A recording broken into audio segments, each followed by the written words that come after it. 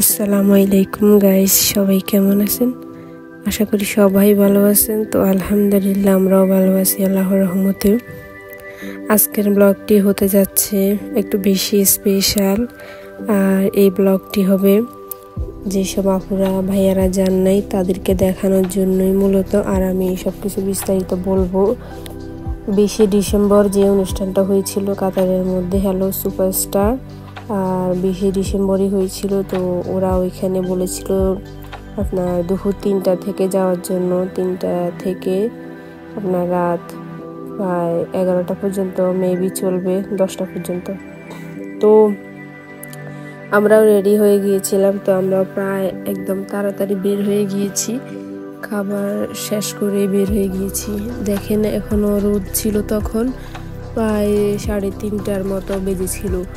তো এখন আমরা ওইখানে যাচ্ছি। আর অনুষ্ঠানটি হচ্ছে গ্র্যান্ড মলেই ওই অনুষ্ঠানটা হবে। দেখেন, তো ওইখানে গিয়ে আমাদের কাছে যে আমার একটা অভিজ্ঞতা হলো, আমি সব কিছু শেয়ার করব। সবটা দেখার জন্য আপনারা পাশে থাকেন। আর ওইখানে অনেক বড় ঝামেলাও হয়েছে, আর কি হয়েছে না হয়েছে সব কিছু আমি আপনাদেরকে জানাবো।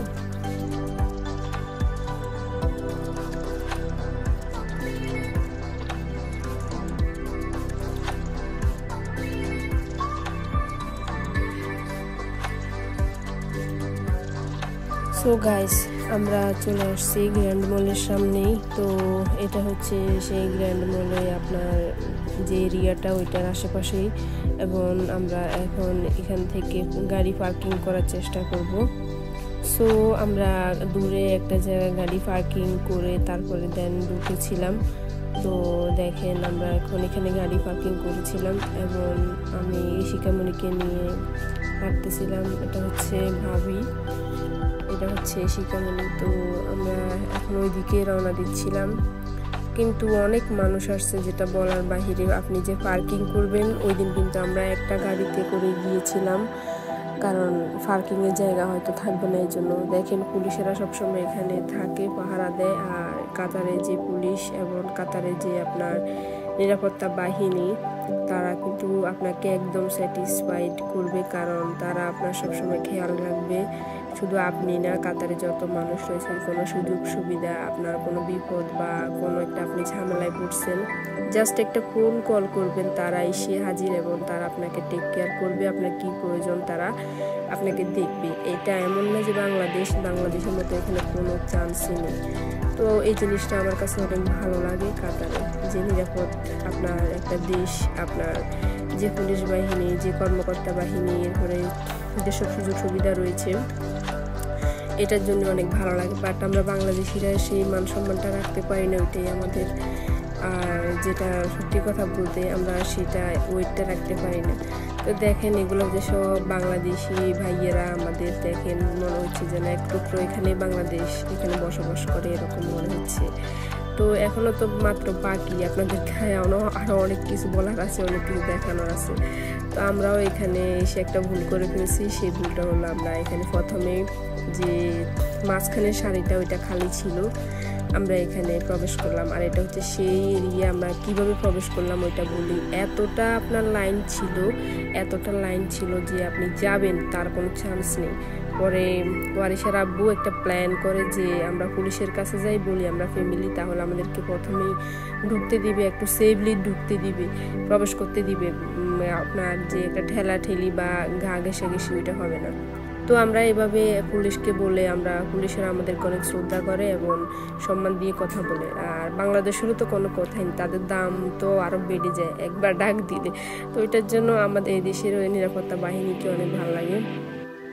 তো আমরা সহজেই প্রবেশ করলাম এবং আপনার মাঝখানে সারিতে বসলাম। দেখেন মাঝখানে সারিতে বসাটাই ভুল হলো। যদি আমরা 1-2 ধাপ উপরে বসতাম, তাহলে আমরা ভাবছিলাম হয়তো মানুষ এত বেশি হবে না, কিন্তু এমন মানুষ হয়েছে যে আমাদের সামনেও মানুষ এসে বসছে, আর ওটা কোনো সিট ছিল না, তারা নিচে বসে অলরেডি শো দেখছে। এতটা ওরা পাগল ছিল শো দেখার জন্য।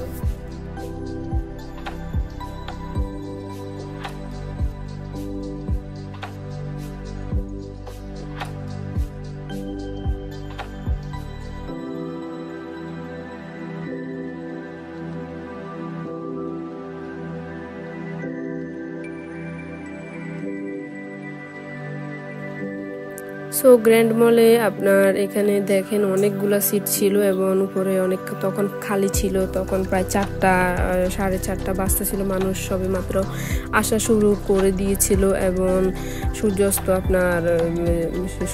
অস্ত যাচ্ছিল। তো সেম টাইমে আর এখানে গান বাজতেছিল, যে একটা আপনার 3D আপনার প্রিন্টের যে ওয়ালমেট রয়েছে ওটাতে গান বাজতেছিল এবং সবাই উপভোগ করতেছিল। বাট উপভোগ করার কিছুই নেই, এটা জাস্ট একটা স্যাম্পল দিয়েছিল। দেখেন মানুষ কিভাবে সুরভাবে আসতেছিল, মানুষ বসতেছিল। তো সবাই বেশি আপনার গেছাগেছি করেছিল, প্রায় এখানে মাঝখানেই সবাই এখানে মাঝখান দিয়ে আসা যাওয়া হাঁটাহাঁটি করতেছিল মাঝখান দিয়ে। এই জিনিসটা অনেক অকওয়ার্ড লাগছে আমার কাছে, আর আমরা ওইটাই ভুল করে ফেলছি। তো দেখেন ওয়ারিশার আব্বু ভিডিও করতেছিল, আমরা এই জায়গায় বসেছিলাম, আর এটা হচ্ছে ওয়ারিশা মনি, সীতামণি, আমরা সবাই একসাথে বসেছিলাম। তো এখানে বসে আমরা ওয়েট করতেছিলাম কখন শো শুরু হয়, আর আমরা অনেক আগেই চলে গিয়েছি জায়গাটা দখল করার জন্য। তো জায়গা তো দখল করলাম, বাট এতটা সুবিধা মোতাবেক আমরা দেখতে পারিনি শোটা। তো এখানে আবার যেটা বলতে গেলাম আমি, যে এখানে কিছুক্ষণ পরে শোটা চালু হবে, বাট আমরা ওয়েট করতেছিলাম যে শোটা কখন চালু হবে। সেম আপনারা ওয়েট করতেছেন, আপু এত কথা বলিয়েন না, আপনি শোটা চালু করেন, শোটা দেখেন আমাদেরকে কি হয়েছিল এবং কে কে নাচতেছিল, কি হয়েছিল। তো আপনারা ওয়েট করুন, আমরা যেরকম ওয়েট করেছি আপনারা ওয়েট করুন, যে কিভাবে কখন শো চালু হয় এবং কি হয় না হয়। সবাই অধীর আগ্রহে অপেক্ষা করতেছিল, বাট ওরা বলছে 3টা থেকে শো শুরু হবে, কিন্তু এটা আসলে ভুয়া।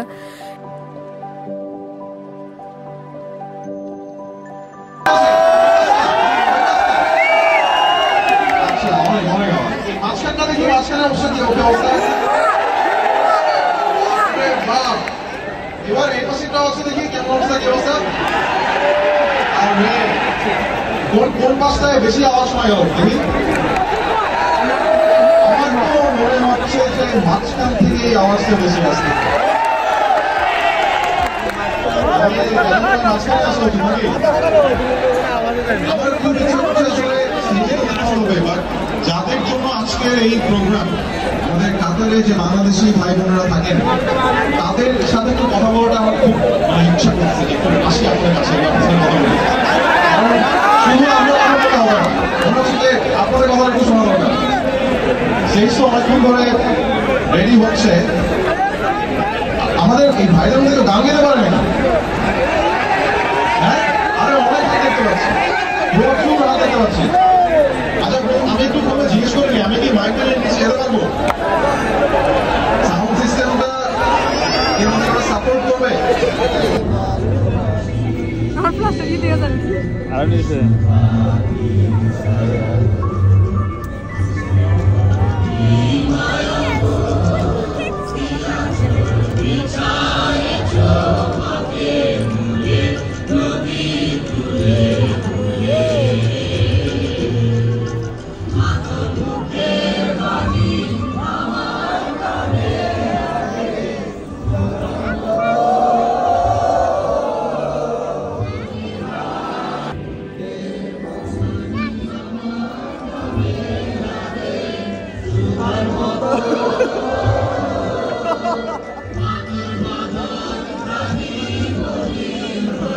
কাতার আসার পর থেকে যখন থেকে আসলে কোথাও আপনাদের সাথে দেখা হয়, কাতারের যে কোনো জায়গায়, যে কোনো একটা রেস্টুরেন্টে, রাস্তায় চলাফেরা করতে, প্রত্যেকটা জায়গায় আমাদের কাতারের প্রবাসী ভাইদের কাছ থেকে আমরা যে ভালোবাসাটা পেয়েছি, আপনারা এতটা উন্নত। আচ্ছা, তো আমরা এখন কুমিল্লা আর চাঁদপুরের মধ্যে একটা কম্পিটিশন করবো। যে কম্পিটিশনটা করবো সেটা হচ্ছে 3টা থেকে কোনো শোই শুরু হয় নাই, শো শুরু হয়েছে প্রায় 8টা থেকে, একদম ফুলফিলভাবে শো শুরু হয়েছে। আমাদেরকে প্রায় ওরা 3-4 ঘন্টা ওয়েট করাইছে এখানে, যেটা বলতে গেলে একদমই বাজে ছিল।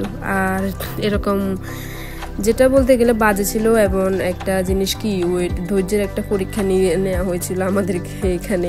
শুধু আমি না, কাতারে যত প্রবাসীরা রয়েছে সবাই এখানে অনেক টিকিট কিনে তারপরে প্রবেশ করছে, আর টাকাটা ম্যাটার করে না, কিন্তু তাদের সময়টা যে লস করলো এটাই আমার কাছে মনে হয় অনেক ব্যর্থ একটা ব্যাপার।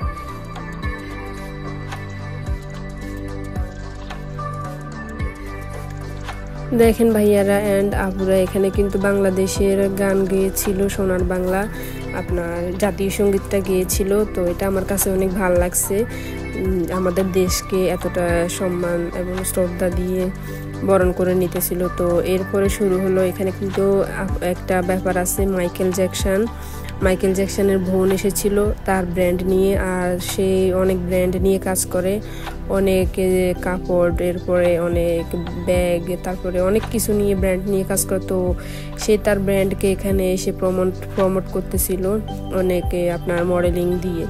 তো এখানে আমরা আগে দিয়ে দেখলাম এখানে মডেলদেরকে। তো মডেলরা এখানে এক একটা ড্রেস আপে এসে তারা প্রমোট করতেছিল। তো আমরা দেখতেছিলাম, এটা প্রথমেই আপনার এটা দিয়ে শুরু হয়েছিল।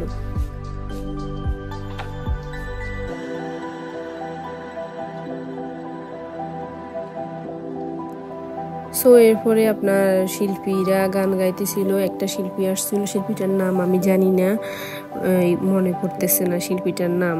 তো এটা ওই শিল্পীগুলা কিন্তু আপনার অনেক আগ থেকে ওই আপনার গান গায় এবং আগেরকার শিল্পী, এই জন্য আমার নামটা ঠিক মনে পড়তেছে না।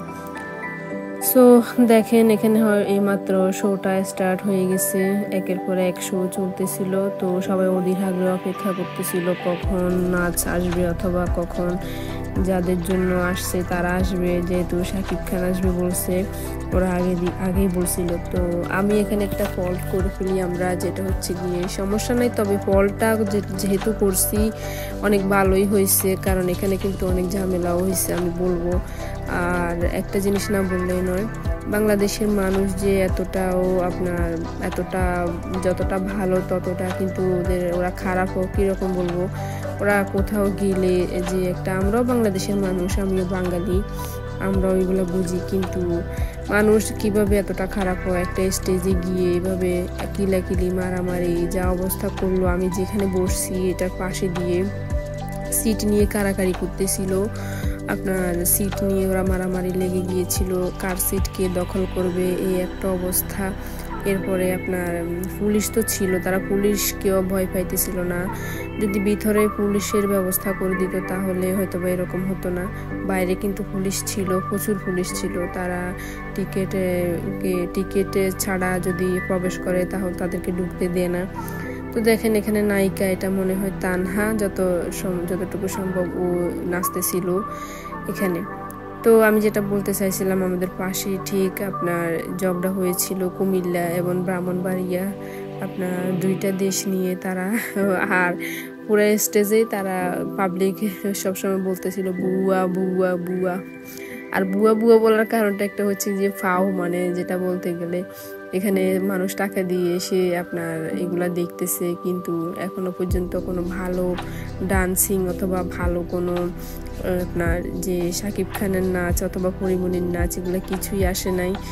মানুষ অ্যাকসেপ্ট যেটা মানুষ করতে চেয়েছিল সেটা তারা পায় নাই, এবং সবাই একদম নাখোশ। আর এইসব অনেকে তো প্রায় বলতেছিল যে আপনার পৃথিবীর 99তম ভুল করছে এখানে এসে টিকিট কেটে এগুলা দেখে। আর কেন বলছে, কারণ এখানে শুধু টাকাটাই নিল ওরা, যে একটা আপনার শোর মতো হওয়া উচিত। আর এখানে যেন মনে হচ্ছে আপনার কিছু নাচতেছিল, এবং কিছু যারা ডিমান্ডেবল বেশি তারা তো ডিমান্ড নিয়ে রয়েছে। যেহেতু না বললে নয়, পরিমণি এখানে এসে জাস্ট দুইটা কথা বললো এবং চলে গেল। শাকিব খান দুইটা কথা বললো চলে গেল, বাট ওরা ওদের কাজ দিয়ে, কর্ম দিয়ে, তাদের ফ্যাশন যেটা ওইটা ওরা মানুষকে আপনার দেখালে আরো ভালো হতো, আমি যেটা মনে করি, আমার ওপিনিয়ন। আর এটা সবাই বলে, যেহেতু টিকটকে ভাইরাল হয়েছে, অনেক ছেলেরাই বলতেছে। আর বাজে অভিজ্ঞতা বলতে, এখানে পাশে দিয়ে যে বাঙালিরা রয়েছে ওরা কি যে একটা অবস্থা করতেছিল, আরো দূর থেকে দেখা যাচ্ছিল, তারা কোনো ডিসিপ্লিন নেই, যেভাবে করতেছিল ওইভাবে আপনারা কি বলবো। আবার ওইখানে একটা সমস্যা হয়েছিল কি, এখানে ওয়াশরুম ছিল না, তো একটা সমস্যা ছিল, ওয়াশরুমের জন্য আবার বের হতে হয়, তো টিকিট ছাড়া আবার বের হলে আবার ঢুকতে দেয় না, একটা সমস্যা। প্রায় আপনার 3-4 ঘন্টা অনেকক্ষণ ওয়েট করতে হয় এজন্য। তো সব মিলে আমার বাজে একটা অভিজ্ঞতা হয়েছে, আর বাজে অভিজ্ঞতাও হয়েছে। আর যেহেতু লাস্ট পর্যন্ত আমরা ওয়েট করতেছিলাম, শোগুলা দেখেও ভালো লাগছিল। আর সব থেকে ভালো থেকে খারাপটাই বেশি লাগছে। আর মানুষের জন্য, মানুষগুলো এত খারাপ। কিছু কিছু ভাইয়ারা আছে অনেক ভালো, উপরে বসছে, তারা অনেক হেল্প করছে আমাদেরকে। কীরকম আপনার এখানে পাশে দিয়ে সামনে দিয়ে মানুষ যাওয়া আসা করতেছিল, ভিড় করতেছিল, তারা কিন্তু অনেক হেল্প করছে। আর যেটা বলতে গেলে কিছু কিছু মানুষ আছে যেগুলো অনেক খারাপ। আর এখানে দেখেন সজল ভাই নাচতেছিল, এটা হচ্ছে সজল যিনি নাটকও করে আর ইদানিং ছবিও করা শুরু করছিল। আর সজল ভাইয়ের সাথে নেক্সটে নাচবে এখানে ধিগি, পারফরমেন্স করবে। তো ওয়েট করুন তাদের পারফরমেন্সের জন্য। প্রায় আপনার মনে হচ্ছে যেন লক্ষ কোটি মানুষ, কিন্তু এখানে প্রায় 30-40 হাজার মানুষ হবে। আমার মনে হয় না, হয়তো আরো বেশিও হবে। এত মানুষ ছিল, প্রচুর মানুষ ছিল। তো দেখেন সবাই এখানে মোবাইলের ফ্ল্যাশ লাইট আলো জ্বালিয়ে সংবর্ধনা করতেছিল আপনার যারা শিল্পী গান গাইতেছিল।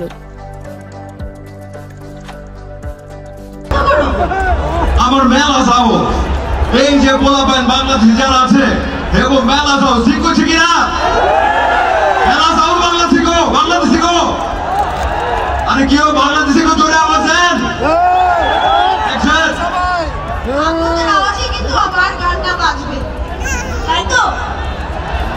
ওই কি বলতে চাইছে, পোলা করে চ্যালেঞ্জ দিব? আচ্ছা তাহলে কি কর, হয়ে যাবো নাকি পোলার মায়ের মধ্যে একটা চ্যালেঞ্জ? জোরে আওয়াজ দেন। এই তো ভালো লাগছে। ওই ধাম চালা দেবা। এই ভিডিওটা দেখলে বুঝতে পারবেন আসলে যে কত মানুষ হয়েছিল। এটা একদম সামনের থেকে তোলা ভিডিও। আর এরপরে আপনার ধিগি এবং এরপরে সজল তাদের দুজনেরই নাচ শুরু হয়েছিল। তার এর আগে যেটা দেখলেন, তো হয়তো অনেকের মনে প্রশ্ন আসবে, আপু আপনি নাচটা কেন দেখাচ্ছেন না, গানটা দেখাচ্ছি না, কপিরাইট ক্লেম আসবে, এই জন্য আমি গানটা দেখাতে পারছি না। এসব গান দিলে কপিরাইট ক্লেম আসে, এই জন্য। তো দেখেন ওরা নাচতেছিল।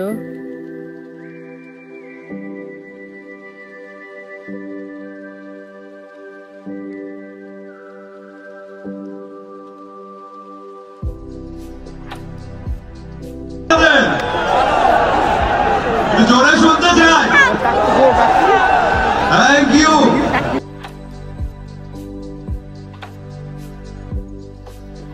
দেন এরপরে আসলো ওমর সানি এবং ওই মেয়েটা যিনি নাম বাধা নাকি, উনি নাচতেছিল। প্রথমে যে মেয়েটা নাচছিল ওটি হচ্ছে নাটক করে, ওই মেয়েটাও প্রায় কিছু কিছু ছবির মধ্যে দেখা গিয়েছি।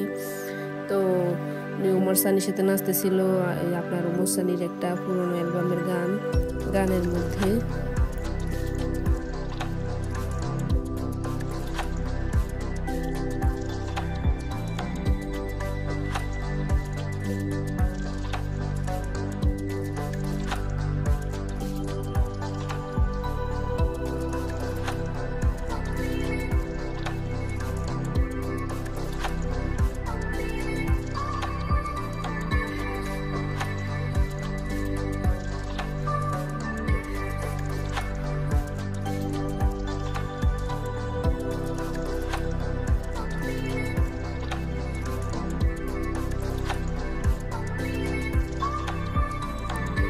তো এরপরে আসলো সালমা কিন্তু ছোট থেকে গান গায়, আর দেখতে দেখতে অনেক বড় হয়ে গেল। আমরা সেই ছোট থেকে ওর গান শুনতেছি। ওর গান কিন্তু অনেক কঠিন হয়, আর ও অনেকগুলা গান গেয়েছিল যেগুলো হিট সং, সবগুলোই এখানে গেয়েছে, প্রায় 3 থেকে 4টা মেবি। সো এখান থেকে পরে এরকম অনেক শিল্পীরা আসে, একের পর এক গান গেয়ে যায়। সালমা, এরপরে আপনার আসিফ আসবে, মনির, এই দুইজনও গান গাইবে এখানে, আমি আপনাদেরকে দেখাবো। আর পাবলিক যেভাবে দেখতেছিল তাকায়, কিছুক্ষণ পর পাবলিক উঠে দাঁড়ায় এবং নাচ শুরু করে দেয় তাদের গানের তালে তালে। দেখেন মানে বাঙালি সবসময় এরকমই হয়। আমরা তো দেখে হাসতেছিলাম।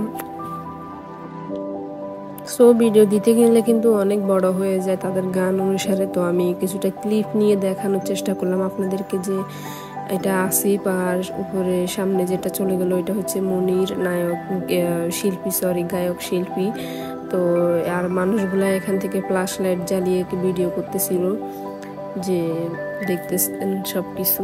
আর এখানে আসিফ কিন্তু অনেক ভালো ভালো গান গেয়েছিল, একটা ছিল স্বাধীন বাংলাদেশের, এরপরে দেন আরেকটা ছিল আপনার উপিয়া যেটা ওর হিট সং, এগুলো সবগুলা আপনার গেয়েছিল, অনেক আপনার ভালো হয়েছিল। লাস্টে আপনার মঞ্চটা একটু কেঁপেছিল আসিফের গানে। এরপরে দেন আমরা এখান থেকে একটা ভুল করে ফেলি কি, আমরা এখান থেকে চলে যাই, আর ওয়ারিসের আব্বু বলতেছিল পরিমণি নেক্সটে আসবে, ওইটা আপনারা দেখবেন ধৈর্য সহকারে। তো পরিমণি আসার পরে আমরা এরপরে শাকিব খান আমরা ভাবছিলাম হয়তো আসবে না, আসিফকে দিয়ে শেষ করে দিবে, তো ওরা হয়তো বলছে ভাও দিছে। তো পরে দেখতেছি যে আসলে শাকিব খান আসছে, বাট আসছে কিন্তু যে হাই হ্যালো কিছু কথাবার্তা বলে এটা দিয়ে চলে গেল।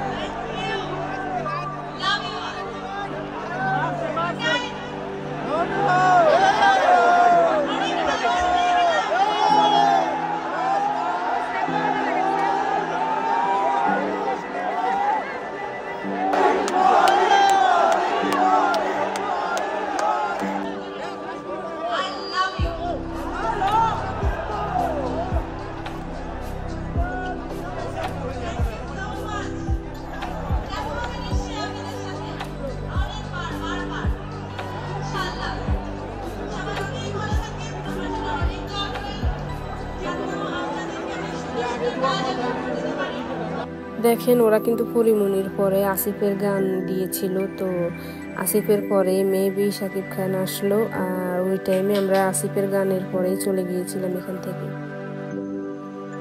সো শাকিব খান এখানে প্রবাসীদের উদ্দেশ্যে কিছু কথা বলে, এবং এরপরে আপনার প্রায় হবে 5 মিনিটের মতো এখানে কথা বললো, এরপরে চলে গেল। তাদের অনেক সময়ের মূল্য তাদের কাছে অনেক বেশি, যেহেতু তারা শুটিং করে, আর দর্শক কিন্তু আরো ভালো কিছু তাদের থেকে আশা করছিল, এখানে তা হয়নি। তো বাঙালি আছেন, বসবাস করছেন, সবার প্রতি রইল আমার অনেক অনেক ভালোবাসা। And আমি স্পেশাল থ্যাঙ্কস জানাই আমাদের বাংলাদেশ এম্বাসিকে, কাতারে বাংলাদেশ এম্বাসিকে, বাংলাদেশ আমাদের সম্মানিত অ্যাম্বাসেডর সাহেবকে, যেহেতু চমৎকার একটা অনুষ্ঠান করেছে।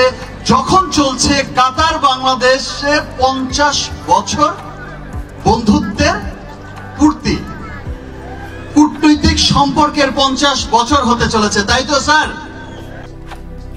সো আমরা চলে গিয়েছি, আমি মনে করি খুব ভালোই হয়েছে, কারণ এখানে অনেক গ্যাঞ্জাম হয়েছিল। পরে ব্রাহ্মণবাড়িয়া আর কুমিল্লা নাকি এখানে ঝগড়া করছিল, আর ঝগড়ার মধ্যে নাকি আরো 10 জনকে ধরে নিয়ে গেছে পুলিশ। আর এই জন্য আমি বলছি যে বাঙালি এরকমই হয়, বাঙালিরা কোথাও গেলে মান সম্মান ইজ্জত রাখতে পারে না। একটা দেশের একটা যে ঐতিহ্য, একটা ভালো একটা মান সম্মান, সেটা ওরা কোথাও গেলে ওইটা ধরে রাখতে পারে না, ঝগড়া সবসময় ওরা করবেই। তো ওই জন্যই বলতেছিলাম, আর আমিও বাঙালি, যথাসাধ্য চেষ্টা করব কোথাও গেলে এরকম না করার। আর অনেক মানুষ থাকার কারণে আমরা চলে আসছি, ভালোই হয়েছে আমি মনে করি। আর কারণ ওখানে বেশিক্ষণ থাকাটাও ঠিক হবে না, মানুষ যেহেতু অনেক বেশি ছিল। তো একটা জায়গায় গেলাম, দেখলাম, সবসময় তো আর যাওয়া হয় না, আর আমাদের বাংলাদেশেও সবসময় আমরা ঢাকাতে যাই না, আর দেখাও হয় না, যেহেতু কাতারের মতো জায়গায় আসছে, টিকিট কেটে দেখালে সমস্যা কি, তো দেখলাম তাই। তো আপনাদের সাথে শেয়ার করলাম, আপনাদের মন্তব্য আপনারা কমেন্ট বক্সে জানাবেন। আজকের ব্লগটা এই পর্যন্তই, আল্লাহ হাফিজ।